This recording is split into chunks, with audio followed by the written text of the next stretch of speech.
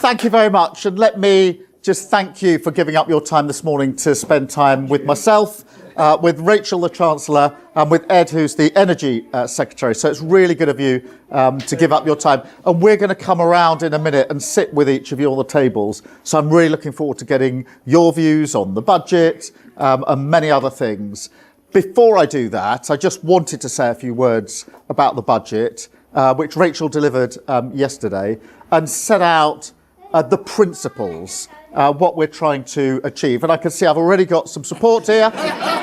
This is good to see. But the first and most important fundamental principle was fairness. Yeah. This was a Labour budget with Labour values, and that means it had to be a fair budget. And then we had three pillars, really, to the budget that I'll just spell out to you. The first is that we must protect investment, particularly in our NHS. You know the state of the NHS under the last government. It was left, I always say it was left on its knees, but my wife, who works in the NHS, says no, Keir, it was left on its face. And it fell to us to put the money back into the NHS, to put it back up and make it fit for the future. So it's there for everybody and their families when they need it. So that was principle number one. Principle number two was we have to get the national debt down. It's far too high. And by getting it down, that impacts everybody across the country because it allows interest rates to come down. And once interest rates come down, that then gets affected in mortgages. And people will, this is one of the biggest monthly payments that many people make to get their mortgages down.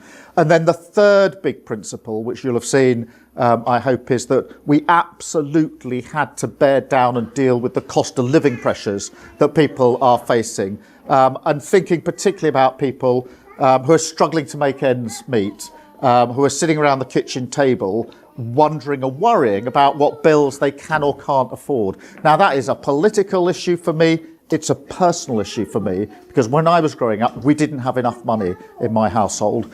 And we had to literally sit round the kitchen table and decide which bills we wouldn't be able to pay. In our particular case, the phone was cut off and things like that because we couldn't actually make ends meet. So I know personally what it feels like to go through that anguish. So we were determined to bear down. We had already taken some measures before yesterday, which I'm really proud about. The first was free breakfast clubs at our primary schools. Hugely important, because everybody knows that children arriving at school who are hungry, perhaps haven't had breakfast, are not going to learn very well. And parents and carers able to drop off their children a little bit early means they can get back to work if that's what they want to do and earn a bit more money. Really important. The second one is free school meals, extended to 500,000 children. Again, for many children, I was in a school just the other day, that is the best and sometimes the only meal that they are going to get. And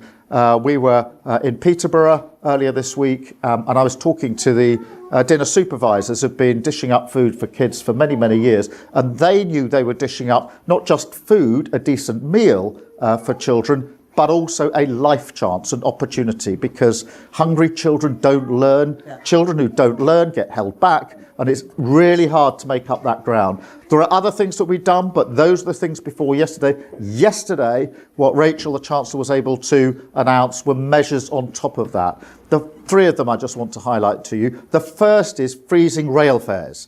Now, this is the first time this has been done for 30 years. And if you talk to anybody who regularly uses the railway, perhaps to commute, it is one of the biggest expenses of the week. So to be able to freeze that makes a massive difference. Prescription charges as well. We have capped or continued to cap so that they don't go up. It's really important when people need to get their prescription. And then the one that I wanted to talk to you most about this morning is energy bills, because I think everybody knows that in recent years, energy bills have been far too high. And it's one of those things that for every household, people worry about. And at this time of year, as we're going into the winter, there are those conversations that I know go on in some households, which is, can we afford to put the heating on? Can we perhaps turn it down to too low? Or even cooking and saying, Can we afford the energy that it takes for cooking? People shouldn't have to make those decisions. And this is what I mean about fairness and the cost of living. And that's why yesterday we took the decision to take an average £150 off all energy bills across the board for all households. So £150 off the bills for everyone across the board. But also that's on top of a scheme that Ed had put in place last year, which we're extending this year, which is for the 6 million poorest households. Already we'd taken £150 off their bills. So a huge press down on energy bills and on the cost of living, because I know that across the country, if you ask people what's the thing that you worry about most, what's the thing uppermost in your mind, almost everybody will say it's the cost of living, it's making ends meet, and anything you can do to help me with that, the better. And therefore what we did yesterday was pull every lever that we had available to bear down on the cost of living. We did one other big thing yesterday, which is really important to all three of us and to the whole of the government, and that is we lifted 500,000 children out of poverty. This is...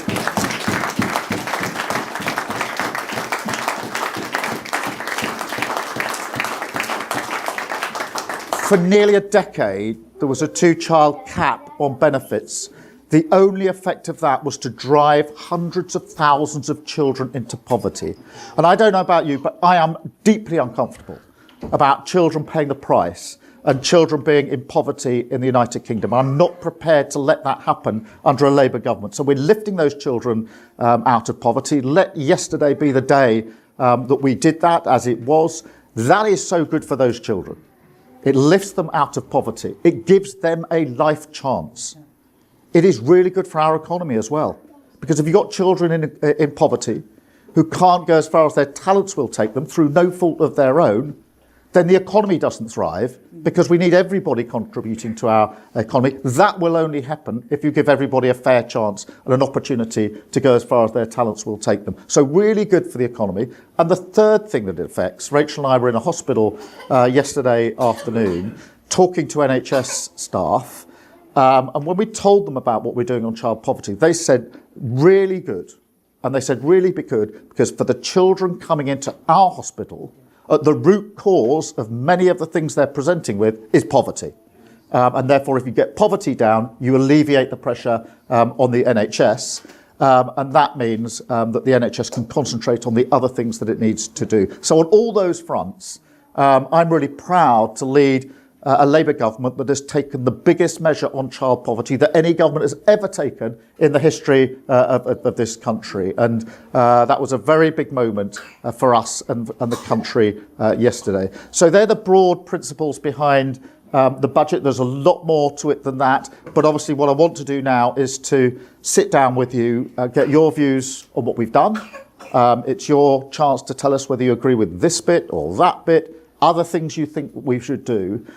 Because I'm acutely aware that when I stood outside Downing Street the day after the election last year, I said we'd be a government of service.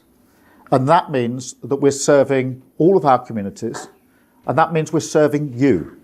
So this isn't a kind invitation for you to sit with me, Rachel and Ed.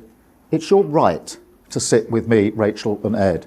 It's not a kind invitation for you to tell me what you think. It's your right to tell me what you think. Because when we say we're a government of service, we're serving you, and you have a right to tell us what you think, to push us if you think we should go further, to challenge us if you think we've done the wrong thing, or to tell us what you want to support in what we're doing. So let's have that discussion. I see we've got some really nice biscuits, some coffee, some children, some smiles. But this is the bit of the job I like most, by the way, which is out of Parliament, in our communities, with people like you, because I always take away from these sessions, I will remember what you say, I'll mull it over in my mind. Almost all of the ideas and thoughts and policies that I've been pushing forward have come out of conversations with people across the country. I take away what people say and mull it over on the train or whatever we're doing. And then who knows, the next time I'm announcing policy, it might be one of the ones that you've mentioned around this table. And you can say, I told him about that. So thanks very much. Let's get on with that. Really appreciate it. Thank you. Where am I? Am I here?